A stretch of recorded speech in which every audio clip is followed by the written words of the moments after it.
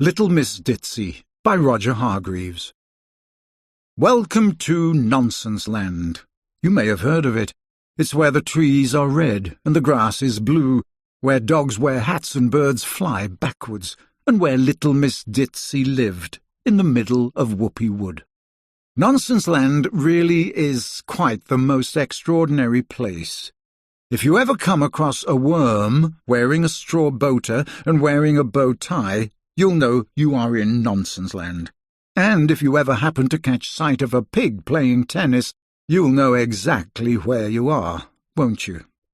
That's right, Nonsense Land. One morning in January, little Miss Ditzy was having breakfast, a bowl full of jam with milk and sugar. While she ate, she was reading the newspaper. She read the Nonsense Land Daily News every day, and always read it while she ate her Ditzy breakfast. Something in the paper caught her eye. She stopped eating and started reading. The headline read, "Nonsense Cup Winner," and underneath it said, "This year's Nonsense Cup for the silliest idea of the year, a green tree, was awarded yesterday to Mr. Silly by the King of Nonsense Land. Runners-up were Mr. Muddle and Mrs. Nincompoop. Next year," continued the story, "the Nonsense Cup will be awarded not for the silliest idea, but for the ditziest idea of the year." The ditziest idea of the year, little Miss Ditzy thought to herself as she popped a spoonful of jam into her mouth. "I bet I could win that Nonsense Cup." After breakfast, she set off for a walk in Whoopee Wood to think about this and that, but most of all to think about that famous Nonsense Cup. On her walk, she met Mr. Silly. "Congratulations on winning the cup," she said to him. "Oh, it was nothing really," he replied modestly. Little Miss Ditzy thought about telling him that she was going to enter next year, but then she decided not to. January passed, and February, and spring came and the blue grass grew. But could little Miss Ditzy think of an idea? She could not. She just couldn't think of a single Ditzy idea. Summer came to Nonsense Land, and went, without a single Ditzy idea in mind, and the leaves started to fall from the red trees. In late November, little Miss Ditzy still hadn't thought of an idea, but she decided to start working on a different project at home and was quite excited about it. The year ended, and January arrived in Nonsense Land.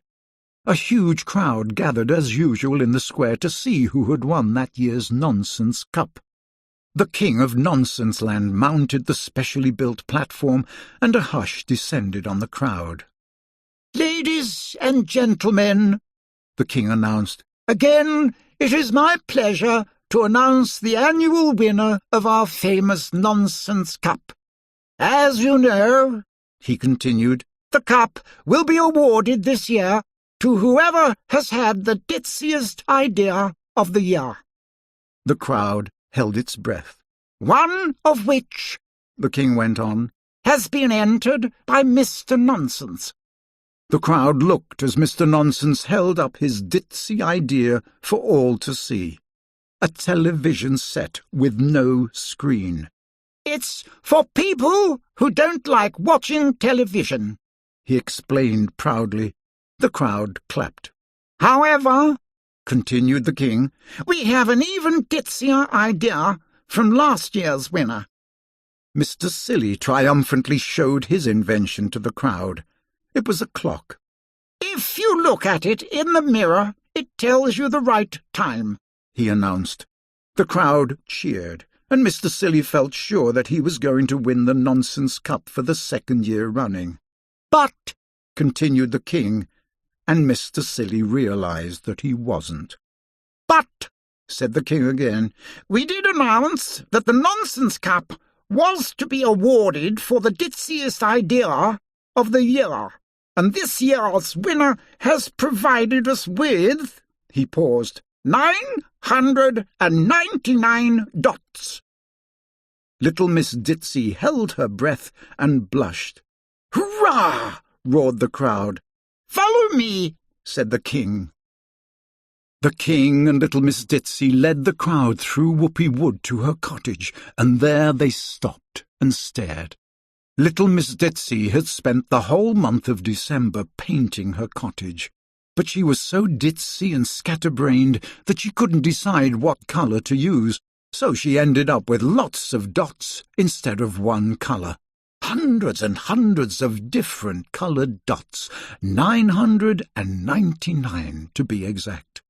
Little Miss Ditzy had counted them very carefully when she realised she might be able to win this year's competition. "That's a lot of dots," remarked the king as he handed over the nonsense cup, and the crowd cheered. "Thank you, Your Majesty," she replied, and blushed with pride. Oh, one last thing. If you are as good at counting dots as little Miss Ditzy, you'll be interested to know that there are 221 lowercase i's in this story, and there are 221 dots on the top of all of them. I should know, because I put them there.